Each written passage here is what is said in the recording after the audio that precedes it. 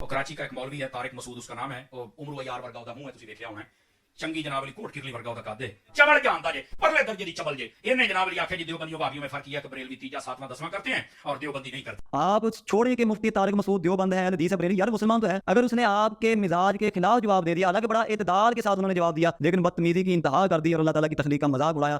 بسم اللہ الرحمن الرحیم. محترم ناظرین کرام, مفتی طارق مسعود صاحب ماشاءاللہ بڑے اچھے عالم ہیں اور سوشل میڈیا پر کافی فیمس ہیں اور بڑے اچھے انسان ہیں, ہر دل عزیز ہیں, علم پر مسائل پر کافی دسترس ان کو حاصل ہے. ان کو ایک آدمی نے سوال کیا کہ دیوبندیوں اور بریلویوں میں کیا فرق ہے. انہوں نے اپنی معتدل مزاجی کے تحت ایک اچھا جواب دیا, لیکن اس جواب کو سن کر ایک مفتی صاحب بڑے ہی وہ آپے سے باہر ہو گئے اور انہوں نے ان کی تخلیق کے بارے میں, ان کی شکل و صورت کے بارے میں بڑے نازیبا الفاظ کہے. اور افسوس یہ ہے کہ جب وہ یہ نازیبا الفاظ کہہ رہے تھے اور مذاق اڑا رہے تھے مولانا مفتی طارق مسعود صاحب کا, تو ان کی عوام میں سے کوئی ایسا انسان نہیں ہے کہ جو عقل مند ہوتا اور کہتا کہ یار ہم نے آپ کو سوال پوچھا ہے, آپ دوسرے بندے کی شکل و صورت کے بارے میں ایسی باتیں کرنے لگ گئے ہیں. جیسے کہ لوط علیہ السلام کہا تھا الیس منکم رجل الرشید, کوئی یار ایک آدمی بھی سمجھدار نہیں ہے, یا ہماری عوام کا مزاج ہی وہ بن گیا ہے کہ وہ باتیں ہی ایسے سننا چاہتی ہے. یہ ایک مخصوص طبقہ ہے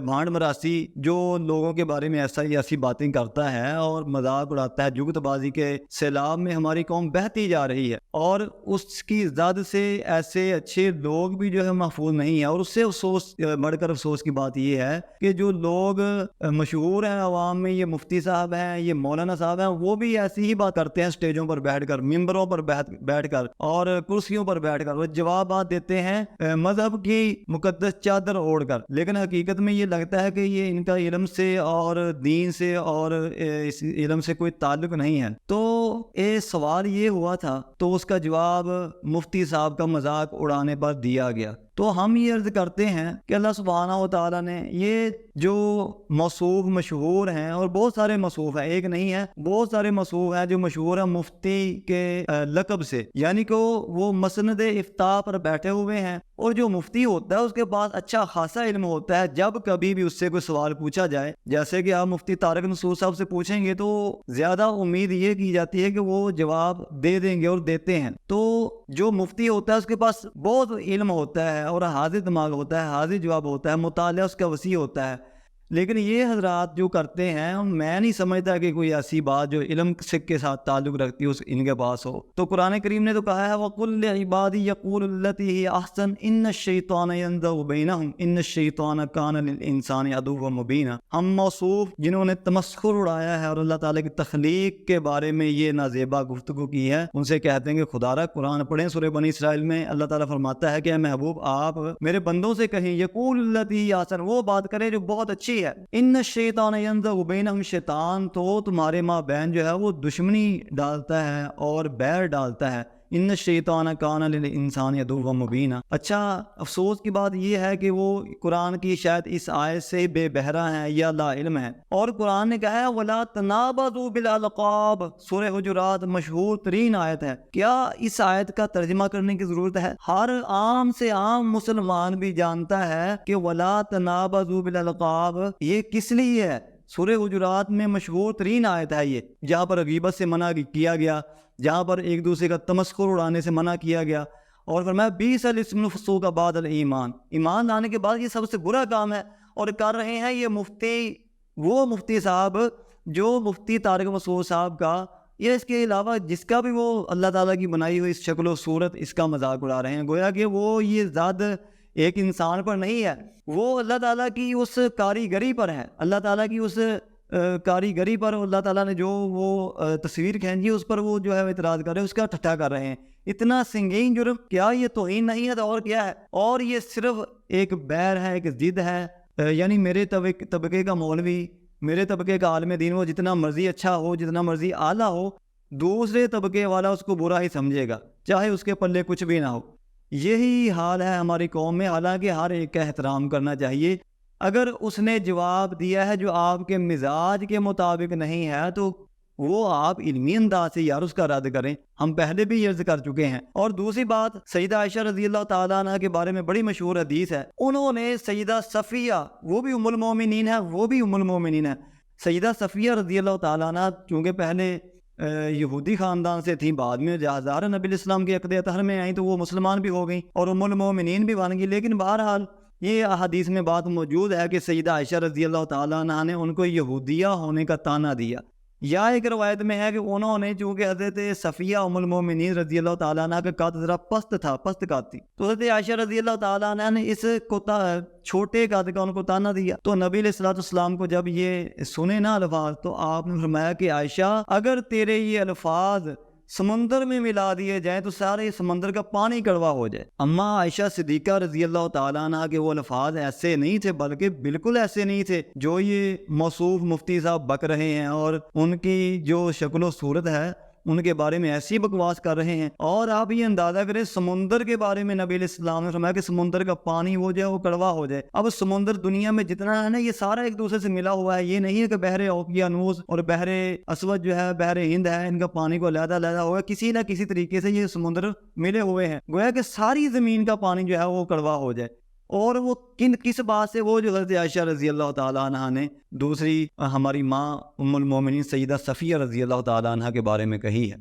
تو یہ تو اتنی سنگین باتیں ہیں، اور مفتی موصوف صاحب تو پتہ نہیں کہاں پہنچ گئے. اور حضرت عدی بن حاتم رضی اللہ تعالیٰ عنہ بڑے مشہور صحابی رسول ہیں، حاتم طائی کے بیٹے ہیں، اور ان سے ایک حدیث مروی ہے، یہ بھی بڑی مشہور ہے.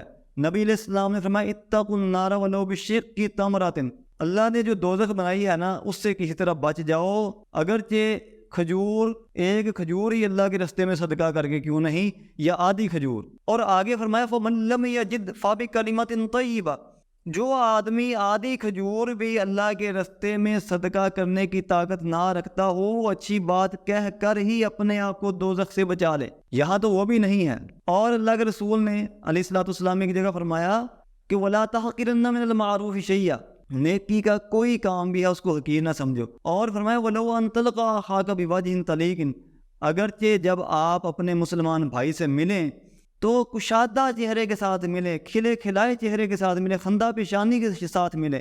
لیکن مجھے لگتا ہے اگر مفتی طارق مسعود صاحب کی ملاقات ان مسعود سے ہو جائے تو شاید یہ کہیں پکڑ لو بھی اسے. ہاں جی، اس طرح کی صورتحال ہو سکتی ہے. لیکن بات یہی معلوم ہوتی ہے کہ جو انجینئر صاحب یعنی محمد علی مرزا صاحب دہائی دے رہے ہیں نا، وہ جو ان کے بزرگوں نے کتابوں میں لکھا ہے وہ سام الحرمین، اس کی تعلیمات ان کے پیش نظر ہیں، لیکن قرآن کی تعلیمات اور نبی علیہ الصلوۃ والسلام کی تعلیمات ان کے پیش نظر نہیں ہیں. وہ صحیح فرماتے ہیں کہ انہوں نے اللہ کے رسول کے نام پر عزتیں ویل کی ہیں، اور جا کر سواریاں جو ہیں وہ انہوں نے بغداد میں اور اجمیر میں اور بریلی میں اور دیوبند میں چھوڑ دی ہیں. تو خدارہ ہماری آپ سے درخواست ہے، قرآن کہتا ہے وَإِذَا قِيلَ لَهُمْ تَعَالَوْا إِلَىٰ مَا أَنزَلَ اللَّهُ إِلَى الرَّسُولِ، جب ان سے کہا جاتا ہے کہ آؤ اس چیز کی طرف جو اللہ نے اتاری ہے اور جو رسول کی طرف آؤ، تو اللہ کی اتاری ہوئی چیز تو یہ ہے وَقُلْ لِعِبَادِي يَقُولُوا الَّتِي هِيَ أَحْسَنُ. اور رسول کریم علیہ الصلوۃ والسلام فرما رہے ہیں کہ اچھی بات کرنا بھی صدقہ ہے، اپنے بھائی کو خندہ پیشانی کے ساتھ ملنا بھی یہ آگ سے بچنے کا یعنی دوزخ سے بچنے کا ایک سبب ہے. اور میں آخر پہ ایک بات کرتا ہوں کہ امام ابو حنیفہ رحمۃ اللہ علیہ بڑے اپنے دور کے زہد و ورع کے بھی امام تھے، نیک تھے، متقی تھے، پرہیزگار تھے. یہ لوگ ان کی بھی تقلید کرتے ہیں. میں کہتا ہوں کہ اگر آپ ان کی تقلید کرتے ہیں، ان کو فالو کرتے ہیں، ہونا تو یہ چاہیے کہ ہم نے آپ کے سامنے قرآن کی آیات بھی رکھی ہیں، رسول کریم علیہ الصلوۃ والسلام کے فرامین بھی رکھے ہیں، ان پر ہمارا سب کا حق ہے عمل پیرا ہونا. اور مسلکی اختلافات کو ایک طرف رکھ کے ہمیں جو اسلامی بھائی چارہ ہے نا، جو اخلاق کے بارے میں تعلیمات ہیں نبی علیہ الصلوۃ والسلام کی، ان کو پیش نظر رکھنا ہوگا. تو امام ابو حنیفہ رحمۃ اللہ علیہ تو بڑے اللہ سے ڈرنے والے تھے. ان کے بارے میں آتا ہے جب یہ قرآن کی سورت پڑھتے نا، سورۃ زلزال، اذا زلزلت الارض زلزالها واخرجت الارض اثقالها وقال الانسان ما لها يومئذ تحدث اخبارها بِأَنَّ رَبَّكَ أَوْحَىٰ لَهَا. تو وہ رونے لگ جاتے، اپنی داڑھی کو پکڑ کر رونے لگ جاتے اور بہت روتے اور کہتے کہ اے اللہ مجھے قیامت کی ہولناکیوں سے بچا دے. تو مسعود ان کی تقلید بھی کرتے ہیں اور ان کو امام اعظم بھی کہتے ہیں، اپنا پیشوا بھی مانتے ہیں. یار انہیں کی بات مان لو، وہ اللہ سے اتنے ڈرنے والے تھے.